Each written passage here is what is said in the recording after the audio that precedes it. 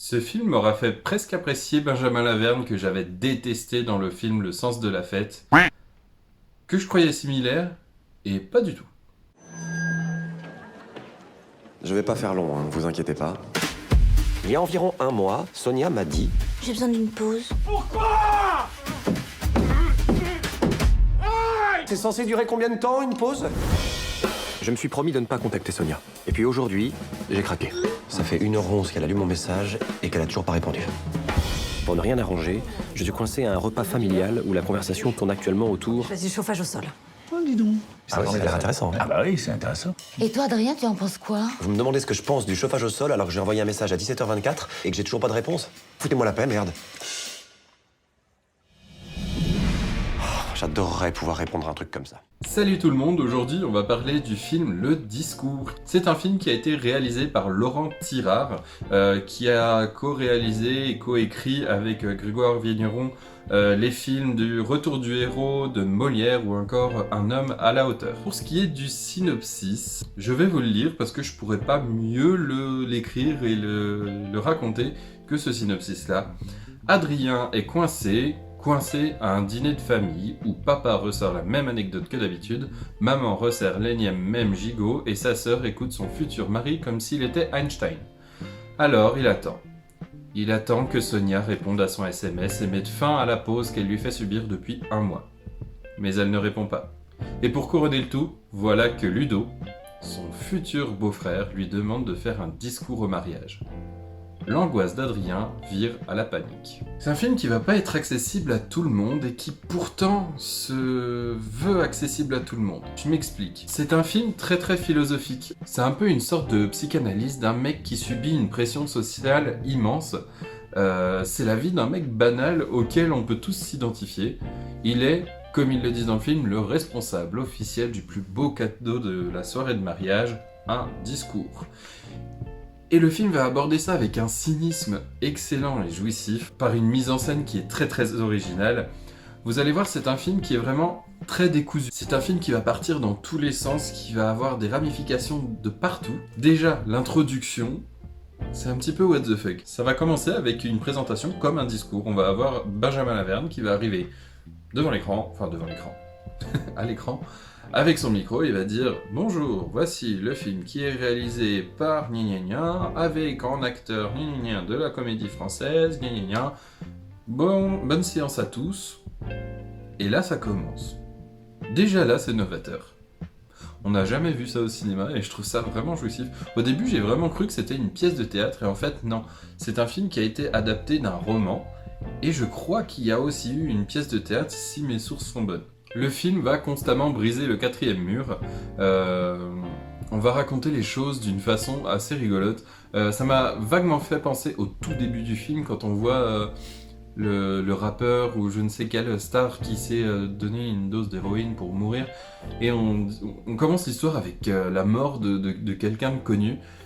Juste pour dire, bah c'était le même jour et il s'est passé ça. Et Adrien n'a pas reçu un message et ça c'est plus important que la mort de je ne sais quelle star. Et je trouve ça assez rigolo, ça m'a fait penser vaguement à l'introduction de Le Prénom. Quand ils arrivent dans la rue, ils disent voilà, c'est la rue de tel personnage qui est né à tel moment, qui a fait ça dans sa vie et qui malheureusement tel jour est tombé sur cette personne a fait. Enfin, c'est vraiment, ça va aller très loin dans les idées. Et le réalisateur, pour mettre ça en scène, il va vraiment très bien y arriver parce que il va tout prendre au premier degré. Dans tous les sens du terme. Le personnage principal, il va tout prendre au premier degré, il va s'énerver, on va tout voir ce que lui il s'imagine. On est un petit peu l'ange et le démon dans sa tête. Et dès que le personnage va penser à quelque chose, on va le voir dans des scènes qui n'ont rien à voir avec ça. Par exemple, à un moment, il parle d'ordinateur ou d'année 2000 ou je ne sais plus quoi, et on va le voir à travers un écran d'ordinateur, et petit à petit, quand la caméra va dézoomer, on va s'apercevoir que c'est un écran d'ordi avec l'écran vide, où on voit l'acteur à travers, et ça va dézoomer, en fait on va se retrouver au repas de famille auquel est invité Adrien. Il y a aussi pas mal de changements de format, des fois quand Adrien va raconter des trucs de son passé, on va avoir des images en vignette un petit peu à la Amélie Poulain. Quand on va avoir une scène romantique, par exemple la rencontre avec sa femme, on sera au restaurant et puis quand ils vont se dire des trucs mignons, il va commencer à y avoir une musique au piano et on va voir un pianiste juste traverser la salle avec un piano à roulettes comme ça. Juste pour dire, hey, il y a un pianiste qui joue, et je trouve ça excellent. Ils vont aussi utiliser ce genre de gimmick où on va ouvrir la porte du salon et en fait se retrouver totalement dans un autre décor pour que la narration puisse prendre son cours sans vraiment couper. Il y a un moment où Adrien va être dans les toilettes et il va lire l'horoscope et il va dire « Mais j'aimerais bien lui casser la gueule au mec qui a écrit l'horoscope » et là il tourne la tête, boum, t'as le mur des chiottes qui s'écroule et on arrive directement dans le bureau du mec qui a écrit l'horoscope pour le magazine qu'il est en train de lire aux chiottes. C'est pareil, ça va faire pas mal de petits bonds dans les décors comme ça tout le temps et ça permet vraiment d'être plus fluide dans la narration et à l'écran c'est assez rigolo. Pareil, on verra aussi des chanteuses au repas de famille, on verra un amant qui joue de la guitare dans un lit, on va voir des traducteurs aussi dans leur bureau de traduction, dans la salle à manger où Adrien va être avec ses parents. Enfin, il y a vraiment plein de petits gimmicks comme ça qui sont plus amusants qu'utiles, mais ça donne vraiment un coup de frais à une réalisation française et je trouve ça vraiment cool. Vous verrez dans le film que chaque ramification vient de la pensée du personnage. Ça part dans tous les sens, ça fait des allers-retours. On est un petit peu comme dans l'esprit de chacun de nous quand il y a quelque chose qui nous énerve. Quand on se fait des films tout simplement, on va être à s'imaginer pas mal de choses, juste quelqu'un qui est dans le flou comme ça, qui regarde dans le vide et qui se dit « Putain, lui j'aimerais bien lui dire ferme ta gueule ». Du coup on va entendre la personne parler au repas de famille et on va entendre une voix dire ferme ta gueule. Et il y a personne qui va réagir parce que c'est vraiment la pensée du personnage. Et à un moment qui va mourir de rire dans le film, vous penserez à moi. Pas par rapport à ce qui se passe, mais par rapport à Solène qui ne veut pas se faire enculer.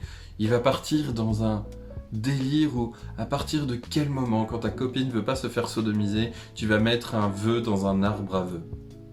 Et il y a pas mal de petites ficelles qui sont tirées comme ça dans tous les sens pour de la déconnade, voilà, et c'est vraiment une psychanalyse, comme je le disais, du personnage d'Adrien, qui est le personnage principal. Et c'est rigolo comme à partir de rien, comme un truc très philo, peut devenir un film et une œuvre cinématographique à part entière.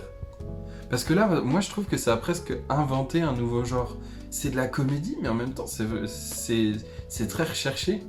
On voit un personnage face à ses pensées, et on s'identifie à lui. Perso, je me suis beaucoup identifié à lui parce qu'il perçoit la connerie des gens comme une fatalité.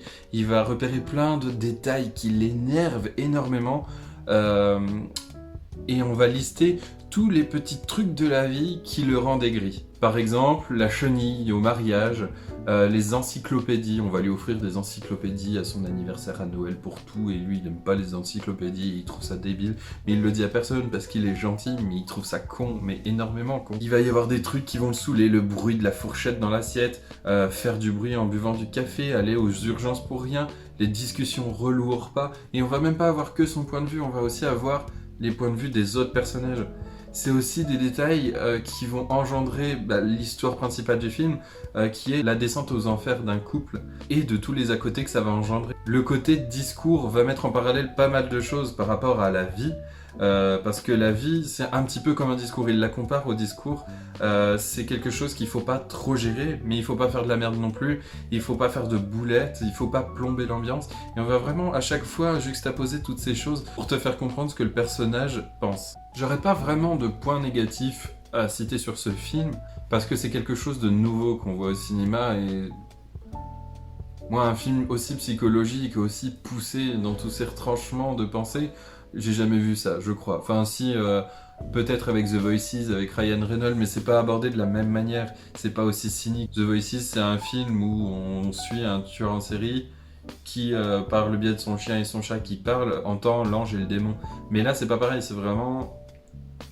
c'est qu'on va aller creuser ce que lui il pense à chaque moment de la vie. Donc comme je le disais, j'ai pas beaucoup de points négatifs à citer, mais je vais quand même en citer quelques-uns.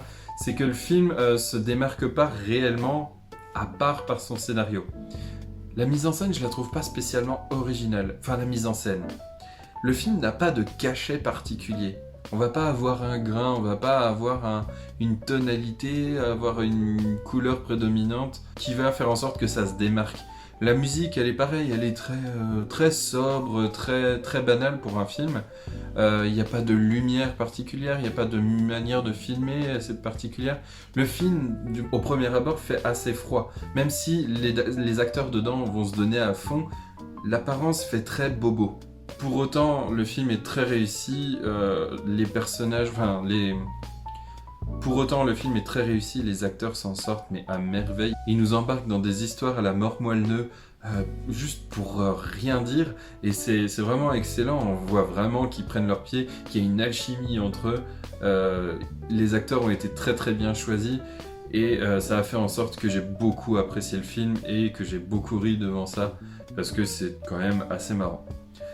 Je ne peux que vous encourager d'aller voir le film Le Discours, actuellement au cinéma. Vous allez passer un bon moment et vous allez voir quelque chose que vous n'avez probablement jamais vu au cinéma, je pense. Je dis ça en comparaison avec mes connaissances cinématographiques, hein, ça se trouve il y a beaucoup d'autres films qui se rapprochent de ça.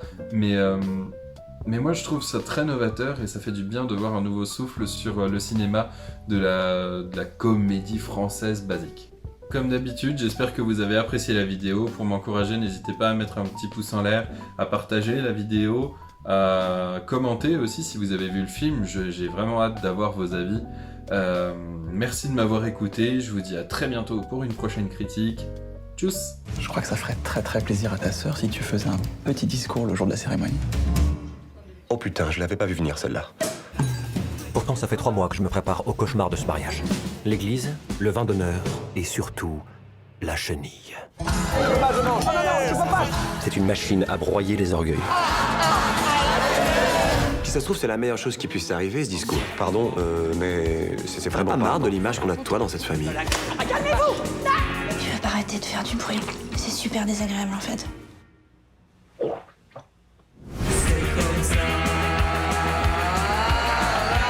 La noix de muscade, c'est une excellente Ta idée. gueule, ta gueule, ta gueule. Il y a tellement de choses à dire. Putain, merde, pardon! Des choses qu'on se dit jamais parce qu'on pense que c'est trop tard. Putain, mais tu vas me lâcher, oui! Mais en fait, je crois qu'il est jamais trop tard. Et c'est cadeau! S'il se casse la gueule, ça veut dire qu'on passera notre vie ensemble. Ok. Ok. Ok.